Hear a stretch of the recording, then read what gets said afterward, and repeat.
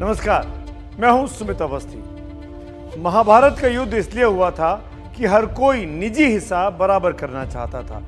कर्ण और अर्जुन एक दूसरे को हराना चाहते थे। भीम और दुर्योधन भी एक दूसरे को मिटा देना चाहते थे। शकुनी अपनी बहन के अपमान का बदला कुरुवंश के विनाश से लेना चाहता था। द्रौपदी अपने अपमान का बदला लेना चाहती थी और उसके पिता द्रुपद गुरुद्रोण से अपने अपमान का बदला लेना चाहते थे। कहानी कुछ आज की परिस्थिति में मिलती जुलती पंजाब की सियासत से है। हर कोई एक दूसरे को नीचा दिखाने में लगा है, जैसे आज ही हिसाब पूरा कर लेगा। आज कांग्रेस के लिए पंजाब राजनीतिक कुरुक्षेत्र बना हुआ है, जहां हर कोई अपना हिसाब बराबर करना चाहता है। आज इंडिया यही जानना चाहता है कि कैप्टन अमरिंदर ने सिद्धू को हराने की जो भीष्म प्रतिज्ञा की थी, उससे सिद्धू का अब क्या होगा। वहीं इंडिया जानना चाहता है क्या कांग्रेस का गृह युद्ध कैसे संभालेंगे राहुल और प्रियंका। जबकि इंडिया चाहता है कि दर्शक ये भी जानना चाहते हैं कि क्या सुप्रीम कोर्ट की बात सुनेंगे किसान आंदोलन के नेता, क्योंकि आज सुप्रीम कोर्ट ने बेहद तल्ख टिप्पणी की है। कल पंजाब के मुख्यमंत्री चरणजीत सिंह चन्नी और नवजोत सिद्धू की मुलाकात के बाद ऐसा लगा कि अब सब कुछ ठीक हो गया है और आज यानी आज शुक्रवार के दिन कोई औपचारिक घोषणा हो जाएगी। लेकिन लगता है कि कांग्रेस में एक सोया हुआ ज्वालामुखी अंदर ही अंदर धधक रहा है। सिद्धू जब तक को भवन से बाहर नहीं निकले हैं और मुख्यमंत्री पद से हटाए जाने से अपमानित कैप्टन अमरिंदर सिंह ने भी ऐसे में भीष्म प्रतिज्ञा कर ली है कि वो सिद्धू को किसी भी कीमत पर कहीं से भी जीतने नहीं देंगे, उनको हराने का काम करेंगे। ऐसे में सिद्धू चन्नी के साथ हैं या नहीं है, इसको लेकर आज दिन भर रहस्य बना रहा। कहीं से कोई ट्वीट नहीं आया, कहीं से कोई पिक्चर नहीं आई, कहीं से कोई बयान नहीं आया। इसीलिए सवाल उलझते जा रहे हैं, बहुत से नए सवाल खड़े होते जा रहे हैं और इन सवालों के जवाब तलाशने की कोशिश की मेरे सहयोगी जगविंदर पटियाल ने अपनी इस एक्सक्लूसिव स्टोरी में। मैं के अड़ू ते लड़ू। मुझे एक बात बताओ, कौन सी इंटेलिजेंस है कि आपको मेरे से पहले पता चल गया कि 40 मिनट बात हुई है।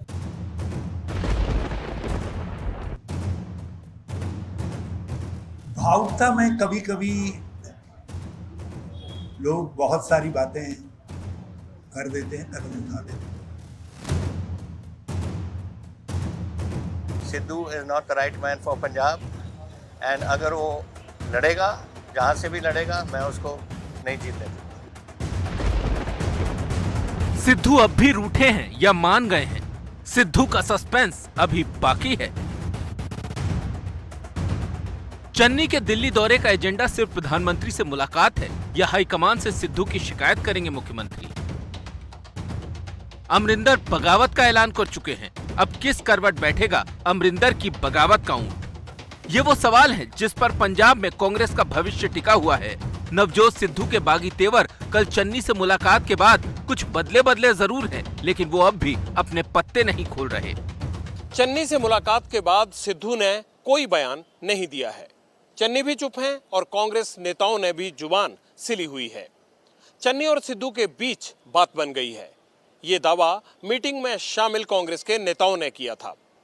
ऐसा भी माना जा रहा था कि पार्टी में एका दिखाने के लिए एक प्रेस कॉन्फ्रेंस होगी, लेकिन अभी तक ऐसा कुछ नहीं हुआ है।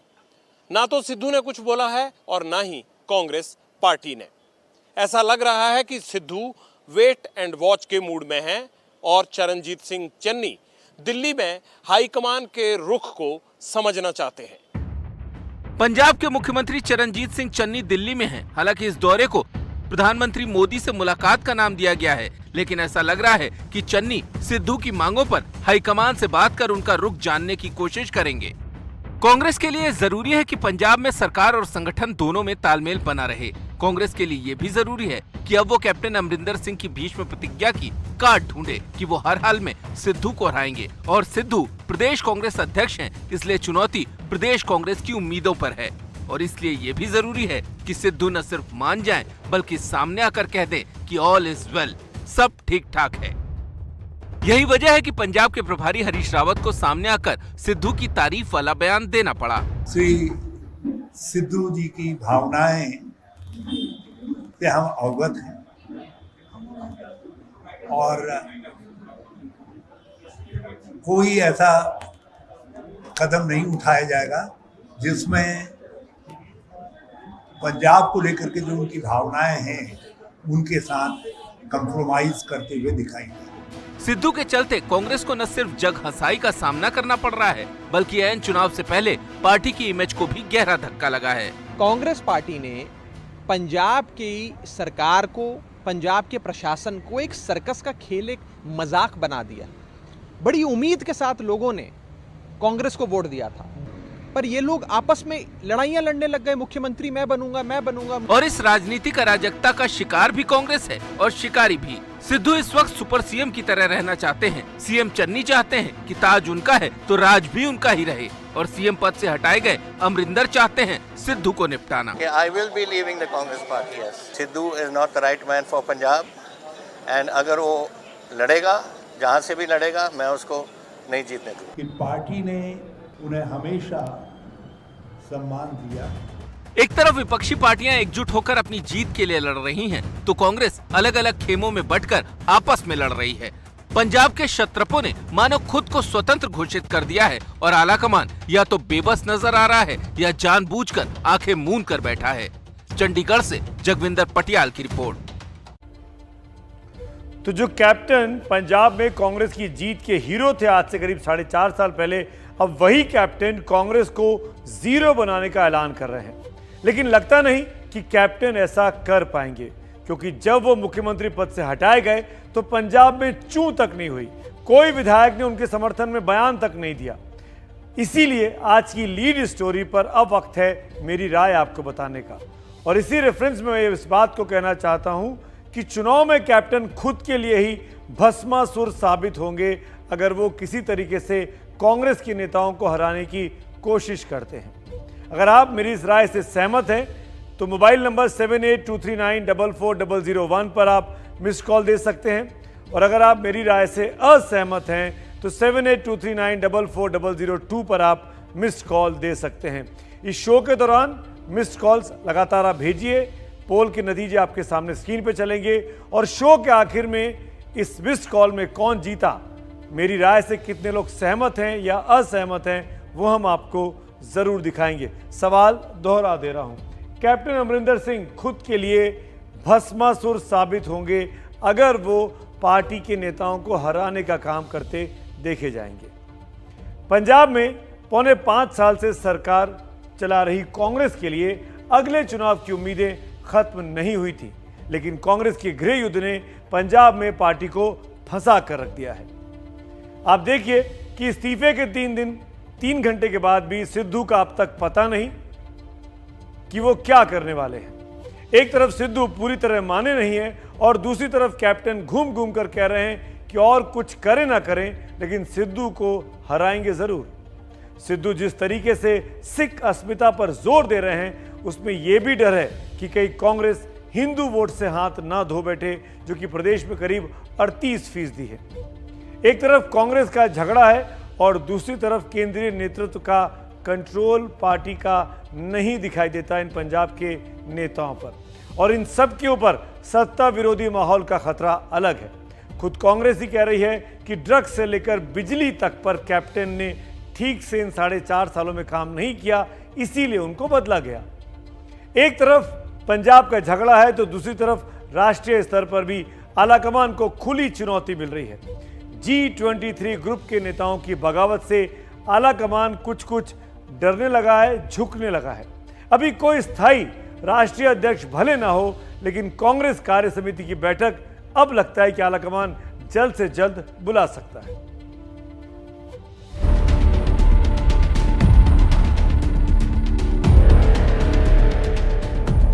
I cannot see my party in the situation that it is today. It breaks my heart. Okay, I will be leaving the Congress party, yes. आपका इंगा दृष्टि पड़ता आज INC का मतलब इंडियन नेशनल कांग्रेस नहीं रहा। आईएनसी का मतलब हो गया है इंडियन नेशनल सर्कस। आखिर वो कौन सी मजबूरियां हैं जो कांग्रेस के अपनों को उनसे दूर कर रही है? कौन है वो जिसके चलते देश की सबसे पुरानी पार्टी हाशिए पर जा रही है? आखिर क्यों कांग्रेस के अंदर गृह युद्ध छिड़ा हुआ है? पंजाब में सिद्धू और चन्नी के बीच उठापटक है। अमरिंदर सिंह कांग्रेस के लिए चैलेंज साबित हो सकते हैं। राजस्थान कांग्रेस गहलोत पायलट के झगड़े में दो फाड़ है। छत्तीसगढ़ में भी मुख्यमंत्री पद की लड़ाई छिड़ी हुई है। इन तमाम नामों में अब अमरिंदर सिंह का नाम भी बहुत जल्द जुड़ सकता है। अब सवाल ये है कि ये सब क्यों हो रहा है? क्या आला कमान के फैसले ही पार्टी पर भारी पड़ रहे हैं? श्री राहुल गांधी और श्रीमती वड्रा ये फैसला करते, ये हाईकमांड है। जैसे ये अमरिंदर सिंह जी का फैसला हुआ था कि इनको हटाया जाए, सिद्धू को बनाया जाए, वो हाईकमांड का फैसला था और वो गलत फैसला था। कांग्रेस की ऐसी हालत को लेकर पार्टी के वरिष्ठ नेताओं का एक धड़ा लगातार हाईकमान से सवाल पूछ रहा है। पंजाब के घटनाक्रम के बाद कपिल सिब्बल ने एक बार फिर नेतृत्व पर सवाल उठाए हैं। ये तो साफ जाहिर है कि कांग्रेस का कोई अभी इलेक्टेड प्रेसिडेंट नहीं है, लेकिन फिर भी निर्णय तो कोई ले ही रहे हैं ना। तो ये आप भी जानते हो, मैं भी जानता हूं, तो उसके बारे में आगे बात करने का कोई औचित्य नहीं है, क्योंकि ये बातें और ये चर्चा या तो CWC में होनी चाहिए या कांग्रेस की एक ऐसी बैठक में होनी चाहिए जो पब्लिक प्लेटफॉर्म नहीं हो। सिब्बल का निशाना सीधे सीधे गांधी परिवार पर था, लेकिन सिब्बल ने सवाल पूछे तो कांग्रेसियों ने उनके घर को ही निशाना बना दिया। सिब्बल के घर पर कांग्रेसियों ने प्रदर्शन किया।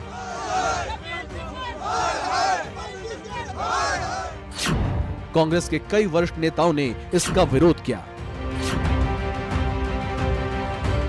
लेकिन कांग्रेस को वरिष्ठ नेताओं की चिंता में कुछ और ही नजर आ रहा है। विपक्ष की राजनीति करना सबके बस की नहीं होती। विपक्ष की राजनीति करने में सब्र भी चाहिए होता है, संयम भी चाहिए होता है, संघर्ष करने का मादा भी होना पड़ता है। सब्र, संयम और संघर्ष। अब अगर जिनमें है वो आपको मंच पे दिख रहे हैं, जिनमें नहीं है वो शपथ लेते हुए घूम रहे हैं। कांग्रेस के झगड़े पर आला कमान का रुख थोड़ा नरम हुआ है कि वो CWC की मीटिंग जल्द कराएगा, लेकिन सहयोगियों को लेकर विरोधी तक चुटकी ले रहे हैं। देखो, ये पंजे को पर्सनल प्रॉपर्टी बनाने के पंगे ने पार्टी को पंगु बना दिया है। हम तो चाहते हैं कि विपक्ष जो है वो विरोध मजबूत होना चाहिए। विरोध जो है विरोधाभास से मजबूर नहीं होना चाहिए। देखिए कि 70 सीट पर कांग्रेस लड़ी और कहां कहां भाषण किया राहुल गांधी ने। राहुल गांधी का वो देखिए कि शरद यादव के बेटी के क्षेत्र में वो उन्होंने प्रचार किया। वो क्या नहीं कहा, पर्सनल लेवल पर कहा कि हमारे पिता के समान है शरद यादव, ये मेरी बहन है, और इसको जिताने के लिए व्यक्तिगत रूप से अपील किया। क्या नतीजा निकला भाई? कांग्रेस के लिए ये दौर मुश्किलों भरा है। चंद महीनों में चुनाव है और टूटे हुए मनोबल और अंदरूनी झगड़ों के साथ पार्टी कितना कामयाब होगी ये तो वक्त ही बताएगा। लेकिन असल सवाल राहुल प्रियंका के नेतृत्व पर उठ रहे हैं, जिनके फैसलों के चलते पार्टी टूट रही है। मैं आगे बढ़ूं उसके पहले बता दें, कुछ ही देर में प्राइम मिनिस्टर मोदी लाइव होंगे आपके साथ। उनको आप सुन पाएंगे। दुबई एक्सपो में इंडियन पवेलियन का इनॉग्रेशन होना है और प्राइम मिनिस्टर मोदी यहां दिल्ली से बैठकर वर्चुअली इसका इनॉग्रेशन करेंगे। वो पूरा भाषण हम आपको कुछ ही देर में इंडिया चाहता है में लाइव सुनाने वाले हैं, तो जाइएगा मत। पीएम मोदी का सीधा भाषण आप सुनेंगे। लौटते हैं आज की बड़ी खबर की ओर, जिस पे हम बात कर रहे हैं वो है कांग्रेस की। कांग्रेस में हर वक्त टूट का खतरा बना हुआ है, लेकिन ऐसा नहीं है कि यह पहली बार हो रहा है। गुलामी के दिनों से ही कांग्रेस टूटती और फिर बनती रही और फिर टूटती रही। आज कांग्रेस की पहचान यही पंजा है जो पिछले 43 साल से कांग्रेस का चुनाव चिन्ह है। 136 साल पुरानी कांग्रेस में पहली टूट 1923 में हुई, जब गांधी से असहमत होकर मोतीलाल नेहरू और चित्तरंजन दास ने स्वराज पार्टी बना ली थी। दूसरा बंटवारा उसके बाद होता है 1939 में, जब गांधी जी से विरोध बढ़ने पर नेताजी सुभाष चंद्र बोस ने फॉरवर्ड ब्लॉक बना लिया। लेकिन गांधी और बोस के रिश्तों की मर्यादा देखिए कि 1942 में गांधी जी ने भारत छोड़ो आंदोलन छेड़ा तो नेताजी ने गांधी को राष्ट्रपिता कहकर अपना लाल सलाम भेजा था। पार्टी की तीसरी बड़ी टूट 1969 में हुई, जब कांग्रेस ने अपनी धमक बनाने के लिए इंदिरा गांधी ने कांग्रेस आर बना ली थी। उसी साल कामराज और मोरारजी भाई देसाई ने कांग्रेस संगठन बना लिया। इमरजेंसी के बाद 1977 में चुनाव से ठीक पहले कांग्रेस को सबसे बड़ा झटका लगा जब जगजीवन राम ने कांग्रेस फॉर डेमोक्रेसी बनाई और जनता पार्टी में मिल गए। हारी हुई कांग्रेस में जब इंदिरा का विरोध शुरू हुआ तो उन्होंने कांग्रेस आई बना ली और तब से कांग्रेस का चुनाव चिन्ह यही हाथ का पंजा है। लेकिन कांग्रेस को उसके बाद बड़ा झटका 1987 में लगा जब प्रधानमंत्री राजीव गांधी ने अपने रक्षा मंत्री वीपी सिंह को कांग्रेस से निकाल दिया। वीपी ने जन मोर्चा बनाया जो बाद में जनता दल में मिल गया और अगले चुनाव में विरोधी गठबंधन से कांग्रेस चुनाव हार गई। 1994 में नरसिम्हा राव के खिलाफ नारायण दत्त तिवारी और अर्जुन सिंह ने कांग्रेस तिवारी का गठन किया था, लेकिन ये पार्टी ज्यादा कुछ कर नहीं पाई। दोनों सोनिया के आते ही कांग्रेस में वापस हो गए, विलय हो गए। लेकिन 1998 में ममता बनर्जी ने अपनी टीएमसी बनाई जो बंगाल में 10 साल से अब मुख्यमंत्री हैं। 1999 में सोनिया गांधी के विदेशी मूल पर सवाल उठाते हुए शरद पवार, पीएस संगमा और तारिक अनवर ने इस मुद्दे को उठाया और एक अलग पार्टी बना ली। पवार ने एनसीपी बनाई और फिर कांग्रेस के साथ ही यूपीए का वो हिस्सा भी बने रहे। इसके बाद 2011 में जगन मोहन रेड्डी ने वाईएसआर कांग्रेस बनाई जो कि आंध्र प्रदेश की पार्टी थी और आज भी वो सत्ता में वहां पर है, मुख्यमंत्री बन चुके हैं इस वक्त जगन मोहन। तो सवाल है कि क्या अब कैप्टन अमरिंदर सिंह भी उसी रास्ते पर आगे बढ़ गए हैं जिस रास्ते पर जगन मोहन रेड्डी थे। पिछले कुछ दिनों में कांग्रेस छोड़ने वालों का तांता लगा हुआ है। राहुल गांधी के कई करीबी पार्टी छोड़ चुके तो कई कम्युनिस्ट नेता कन्हैया कुमार कांग्रेस में आ गए। कन्हैया कांग्रेस के बदले माहौल पर क्या सोचते हैं, इसे जानने के लिए देखिए कन्हैया से मेरे सहयोगी जैनेन्द्र कुमार की ये खास बातचीत।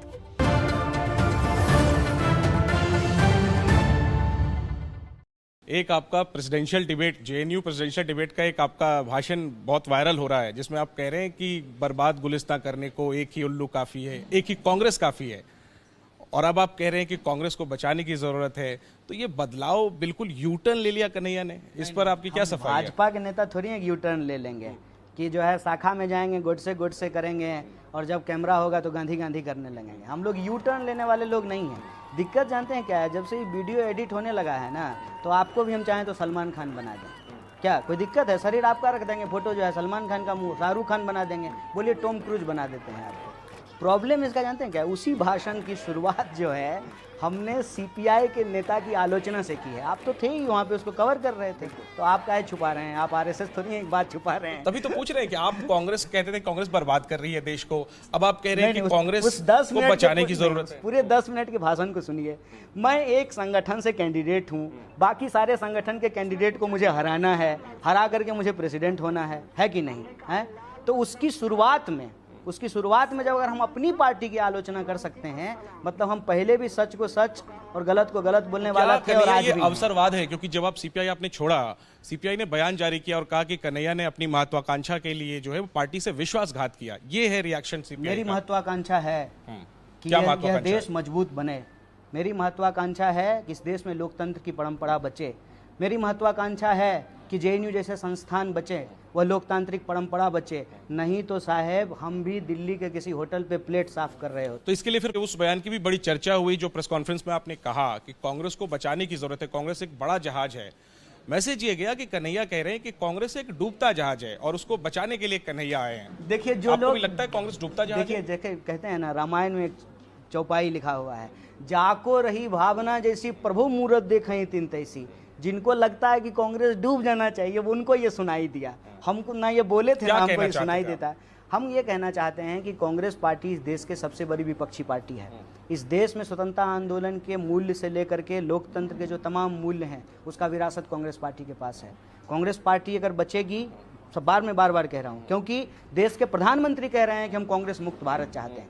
देश की सबसे बड़ी विपक्षी पार्टी से आप देश को मुक्त कराना चाहते हैं, मतलब आप विपक्ष विहीन लोकतंत्र चाहते हैं। वो लोकतंत्र सिर्फ कागजों पे होगा, वो तानाशाही इसी व्यवस्था कांग्रेस होगी। में कन्हैया सीनियर लीडर्स कह रहे हैं कि पार्टी में लोकतंत्र नहीं है।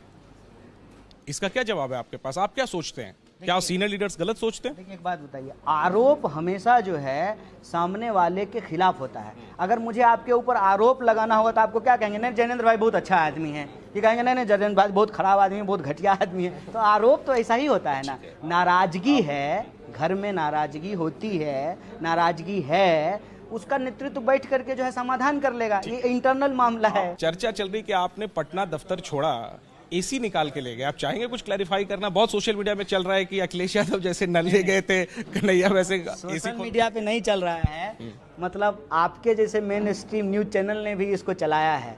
मुझे लगता है कि देखिए मीम मटेरियल है, मीम आप मटेरियल सच में एसी खोल के ले गए थे क्या? मीम मटेरियल है, उसको आप जो है लीजिए, इंस्टाग्राम पे लगाइए, अपने दोस्तों को जो है व्हाट्सएप ग्रुप में भेजिए, हंसिए, मजा लीजिए। अच्छा एक बात बताइए, इस देश के 35 करोड़ लोगों को फर्क पड़ता है कि कौन कहाँ एसी लगा दिया, कौन कहाँ एसी खुलवा दिया? अगर कोई कह रहा है तो कहने दीजिए, हम यही कहेंगे कि भैया एसिया लाए थे, रिमोटवा छूट गया है। सच्चाई क्या है? रिमोटवा वहीं पे छूट गया। रिमोट वहीं छूट गया, लेने जाएंगे आते जाते रहेंगे। चलिए, तो अब हालांकि कन्हैया की रिमोट जो है वो कांग्रेस के हाथों में है। देखना यही है कि कांग्रेस कन्हैया को बड़ी उम्मीदों से लेकर आई है कि हिंदी बेल्ट में बीजेपी के खिलाफ एक अच्छा वक्ता है। कन्हैया से कांग्रेस को फायदा मिलता है या नहीं, ये वक्त बताएगा। कन्हैया कुमार से खास बातचीत कर रहे थे मेरे सहयोगी जैनेंद्र कुमार, और खास बात ये कि कन्हैया को रिमोट लेने अभी वापस सीपीआई के दफ्तर में पटना में शायद जाना होगा। आई होप कि वो मजाक कर रहे थे। लेकिन आगे बढ़ेंगे कन्हैया कुमार के साथ। कांग्रेस के अंदरूनी खतरे की आज हम बात कर रहे थे। पार्टी अंदरूनी झगड़े से परेशान है, इस पर मैं आऊँगा, लेकिन उसके पहले आपको बता दूँ नतीजे आपके सामने पोल के चल रहे हैं इस वक्त स्क्रीन पर, और वो ये इशारा कर रहे हैं कि आज मेरी राय से असहमत होने वाले ज़्यादा हैं, 52%। सहमति 48% पर है, असहमत 52% पर है। प्रियंका गांधी की बात करते हैं जो अब उत्तर प्रदेश में है, यूपी चुनाव पर पूरी मेहनत कर रही हैं। यूपी चुनाव में प्रियंका सीधे पीएम मोदी और सीएम योगी को चुनौती देने का मन बना चुकी हैं। 10 अक्टूबर को प्रियंका पीएम मोदी की वाराणसी में रैली करेंगी। प्रियंका काशी विश्वनाथ मंदिर और दुर्गा मंदिर भी जाएंगी। प्रियंका सिर्फ बनारस ही नहीं बल्कि सीएम योगी के गढ़ गोरखपुर में भी उनको जाने का कार्यक्रम है। प्रियंका के गोरखपुर दौरे की तारीख अभी तय नहीं हुई है। दरअसल वाराणसी और गोरखपुर का दौरा कर प्रियंका ये मैसेज देना चाहती हैं कि बीजेपी से सीधी लड़ाई के लिए कांग्रेस तैयार है। वो कांग्रेस जो उत्तर प्रदेश में चौथे या 5वें नंबर की पार्टी गिनी जा रही है। इस बीच प्राइम मिनिस्टर मोदी ने दुबई एक्सपो को लेकर कुछ ट्वीट्स किए हैं। वो ट्वीट आपके सामने रखते हैं, जो झलकियां होने वाली हैं वो देखिए। प्रधानमंत्री मोदी ने अपने इस ट्वीट में उन 4-5 जो तस्वीरें हैं उनको ट्वीट किया और ये बताने की कोशिश की है कि इंडियन पेविलियन कितना खूबसूरत इस वक्त दिखाई देने वाला है। खुद पीएम मोदी ने इन तस्वीरों को अब से कुछ ही देर पहले ट्वीट कर ये बताने की कोशिश की है कि दुबई एक्सपो भारत के लिए एक बहुत ही महत्वपूर्ण डेस्टिनेशन है और निवेशकों के लिए भी बहुत ज़रूरी है कि वो इस पेविलियन में आएँ और भारत में आगे आकर निवेश करने के कार्यक्रम बनाएं। उस स्पीच को लाइव सुनवाएंगे, लेकिन अभी आपको बता देते हैं नतीजे आपके सामने स्क्रीन पर हैं। आज की लीड स्टोरी पर lead story captain Amarinder Singh की उस प्रतिज्ञा पर है कि सिद्धू को हराकर छोड़ूंगा। मैंने कहा कि ये कहकर कैप्टन खुद भस्मासुर साबित हो सकते हैं, लेकिन मेरी राय से 54% लोग असहमत हैं। पोल आपके सामने लगातार चल रहा है। आगे बढ़ते हैं। सुप्रीम कोर्ट ने आज आंदोलन के नाम पर सड़क जाम करने वालों को जमकर फटकार लगाई है। सड़कें जाम कर विरोध करने वालों को सुप्रीम कोर्ट ने कहा कि आपने शहर का गला घोंट रखा है। बड़ा सवाल यह है कि क्या सुप्रीम कोर्ट की नसीहत के बाद भी किसान मानेंगे? अभी तक के जो बयान सामने आए हैं किसानों के, उनके समर्थकों के, उससे ऐसा नहीं लगता है। सवाल यह भी है कि क्या सरकार सुप्रीम कोर्ट के आदेश के पालन करने की हिम्मत दिखाएगी? किसानों के खिलाफ एक्शन लेने की कोई कोशिश की जाएगी? इस चुनावी मौसम में इस पर भी शक होता है। देखिए मेरे सहयोगी निपुण सहगल की ये खास रिपोर्ट। अंबाला में भी रोका गया रास्ता। कभी रेल रोक दी जाती है तो कभी किया जाता है भारत बंद। सड़कें रोके जाने से नागरिकों को हुई परेशानी के मामले में आज सुप्रीम कोर्ट ने किसान आंदोलनकारियों को खरी खरी सुना दी। कोर्ट ने कहा, आपने शहर का गला घोट रखा है और अब शहर के भीतर प्रदर्शन की अनुमति मांग रहे हैं। किसान आंदोलन को लेकर सुप्रीम कोर्ट ने आज कई टिप्पणियां की। उनमें से सबसे अहम ये थी कि किसान आंदोलनकारी जिस इलाके में बैठे हुए हैं, क्या कभी उन्होंने वहां के लोगों से ये जानने की कोशिश की कि इस तरह से सड़क रोके जाने से वो खुश हैं या नहीं। कोर्ट ने ये भी कहा कि इस आंदोलन के चलते लाखों लोगों का रोजगार प्रभावित हुआ है।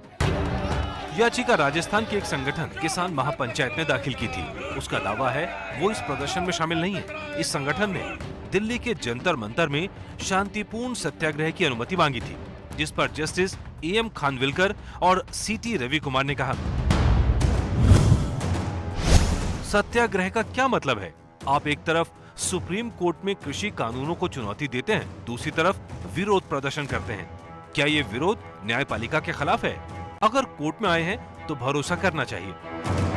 ये टिप्पणी उन संगठनों के लिए भी है जो 10 महीने से दिल्ली के बॉर्डर पर डटे हुए हैं।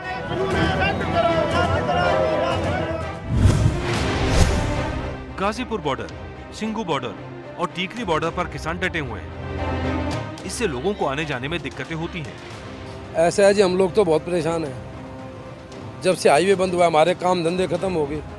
गांव की सड़कें टूट गई, जितने भी ट्रैफिक है सब गांव की सड़कों से जाता है, उसी से जाता है। मेरी फैक्ट्री खरखोदा एरिया में है और मेरा घर पीतमपुरा है, तो मुझे डेली यहाँ से जाता हूँ मैं कुंडली बॉर्डर से। अभी कुंडली बॉर्डर में किसान लोग का जो बंद हो रखा है, जिसकी वजह से हमें बड़ी परेशानी होती है वहाँ जाने में।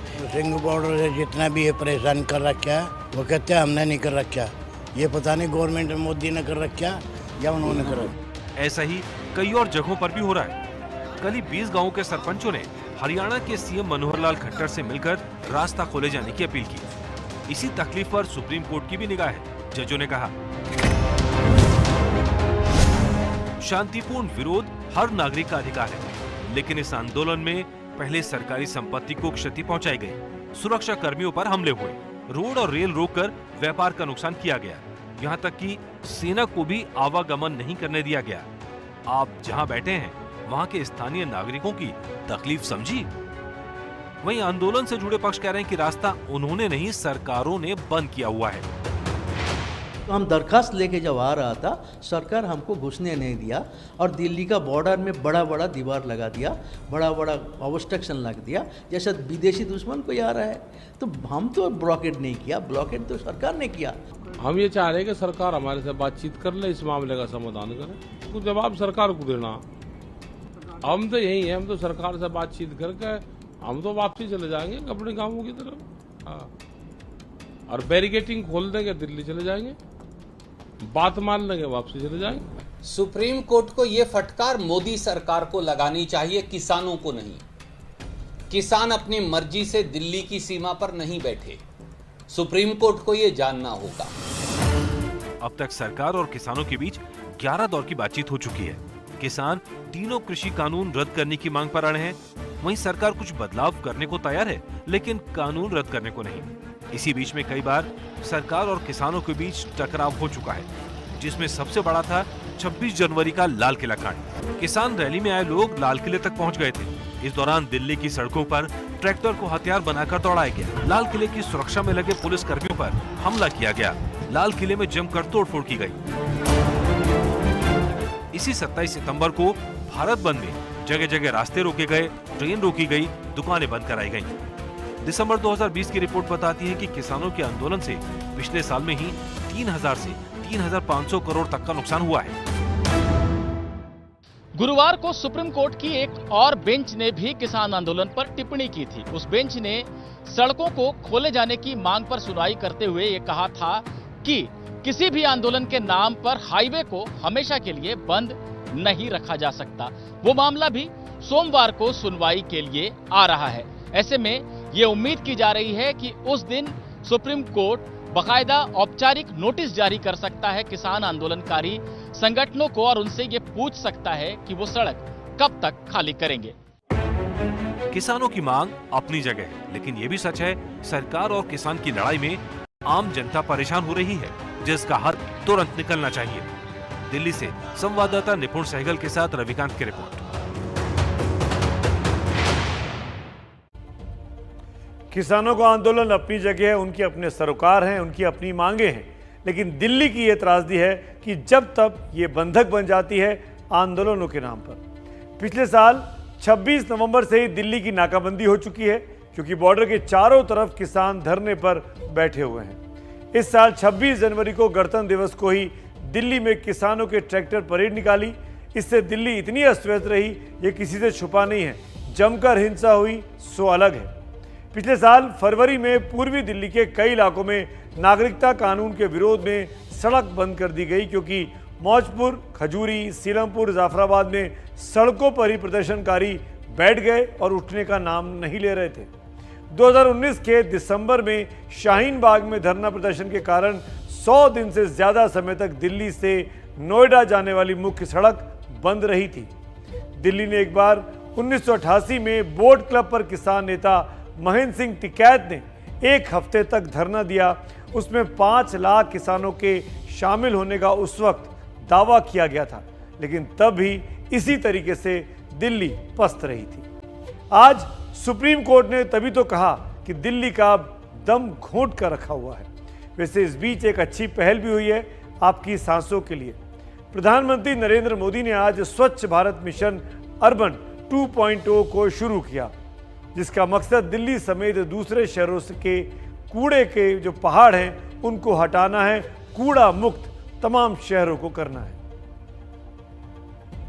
अब स्वच्छ भारत मिशन अर्बन 2.0 का लक्ष्य है गार्बेज फ्री शहर।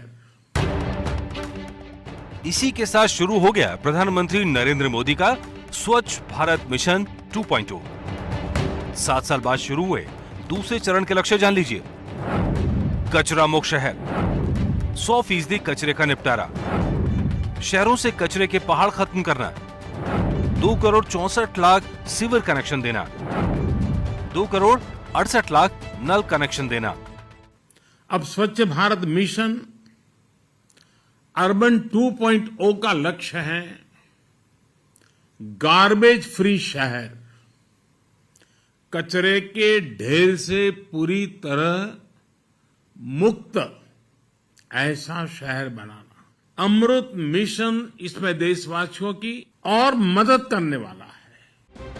पीएम ने कहा पिछले कुछ सालों में स्वच्छता को लेकर लोगों में बदलाव आया है और अब ये जन आंदोलन बन गया है। स्वच्छता अभियान को मजबूती देने का बीड़ा हमारी आज की पीढ़ी ने उठाया हुआ है। टॉफी के रैपर अब जमीन पर नहीं फेंके जाते, बल्कि पॉकेट में रखे जाते हैं। ये भी सच है कि मोदी ने स्वच्छता का संदेश अपने कर्मों से भी दिया है, जैसे कभी समुद्र किनारे जाकर कचरा उठाना या फिर रैपर को फेंकने की जगह अपनी जेब में रख लेना। इतना ही नहीं, स्वच्छता अभियान को बड़े स्तर पर चलाया गया, बड़ी हस्तियों को जोड़ा गया। और अब सीधे रहे चलते हैं प्राइम मिनिस्टर मोदी के भाषण की तरफ। And south Asia region, India is participating with one of the largest pavilions in this expo. I'm sure the expo will go a long way in further building our deep and historical relations with UAE and with Dubai. Let me begin by conveying greetings on behalf of government and people of India to His Highness Sheikh Khalifa bin Zayed Al Nahyan, President of UAE and ruler of Abu Dhabi. I would also like to convey hearty congratulations to His Highness Sheikh Mohammed bin Rashid Al Maktoum, Prime Minister and Vice President of UAE and the ruler of Dubai. Let me also express my best wishes to my brother, His Highness Sheikh Mohammed bin Zayed Al Nahyan, Crown Prince of Abu Dhabi. He has been instrumental in the progress we have achieved in our strategic partnership. I look forward to continuing our work for the progress and prosperity of both our countries. Friends, the main theme of Expo 2020 is connecting minds, creating the future. The spirit of this theme is also seen in India's efforts as we move ahead to create a new India.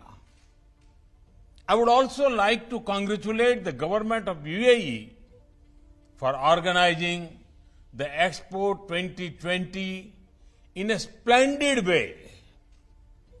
This Expo is also testimony to the resilience of mankind against the once-in-a-century pandemic. Friends, the theme of India's pavilion is openness, opportunity, and growth. Today's India is one of the most open countries in the world. Open to learning, open to perspectives, open to innovation, open to investment. That is why I invite you to come and invest in our nation. Today, India is a land of opportunities. Be it in the field of arts or commerce, industry or academia, there is opportunity to discover, opportunity to partner, opportunity to progress. Come to India and explore these opportunities. India also offers you maximum growth. Growth in scale, growth in ambition, growth in results. Come to India and be a part of our growth story. Friends, India is famous for its vibrancy and diversity. We have different cultures, languages, cuisines, forms of art, music and dance. This diversity is reflected in our pavilion. Similarly, India is a powerhouse of talent. Our country is making many advances in the world of technology, research and innovation. Our economic growth is powered by a combination of legacy industries and startups. India's pavilion will showcase the best of India across these multiple areas. It will also showcase investment opportunities in multiple sectors like health, textiles, infrastructure, services, and more. Over the last 7 years, the government of India has undertaken several reforms to boost economic growth. We will keep doing more to continue this trend. Friends, as India celebrates 75 years of independence in the form of Amrit Mahotsav, we invite everyone to visit the India Pavilion and capitalize on the opportunities in the resurgent New India. Let us make the world a much better place to live with. सबका साथ, सबका विकास, सबका विश्वास and सबका प्रयास. Thank you very much.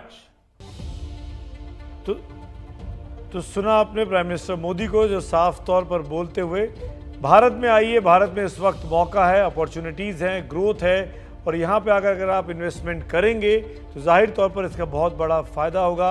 Bharat को एक माकूल जगह बताते हुए भविष्य की बिजनेस चुनौतियों के लिए, बिजनेस अपॉर्चुनिटीज़ के लिए प्राइम मिनिस्टर एक तरीके से पिच कर रहे थे इंडिया को दुनिया के सामने एक शानदार मौके के लिए। आगे बढ़ेंगे, बात करते हैं। इंडिया चाहता है कि एक और ख़ास सेगमेंट की, जो हर रोज़ जिस बारे में मैं आपसे बात करता हूं, और वो है मास्क पहनने की बात। हम सब के लिए ये बहुत ज़रूरी है कि कोरोना को मात दें, और उसके लिए मास्क ज़रूर पहनें। हम ही ने मास्क अप इंडिया नाम की ये मुहिम चलाई हुई है एबीपी न्यूज़ ने, जिसमें बहुत छोटी सी कोशिश है हम लोगों की, आप लोगों के साथ मिलकर इस अभियान को सफल बनाएं।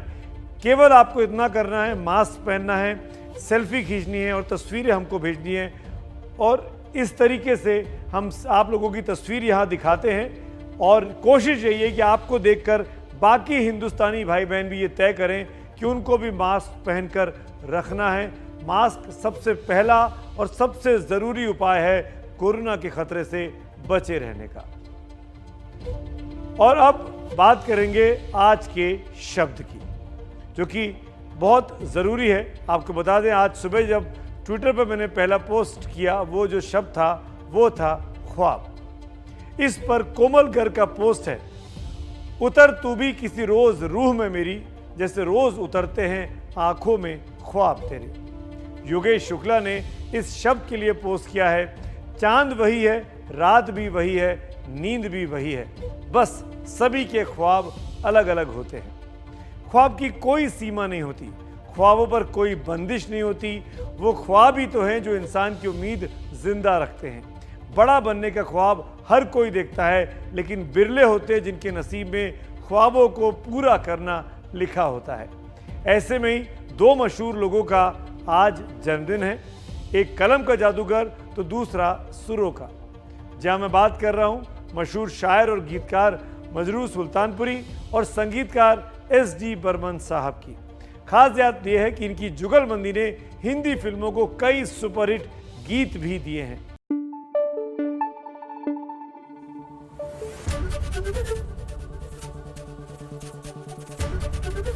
एबीपी न्यूज आपको रखे आगे।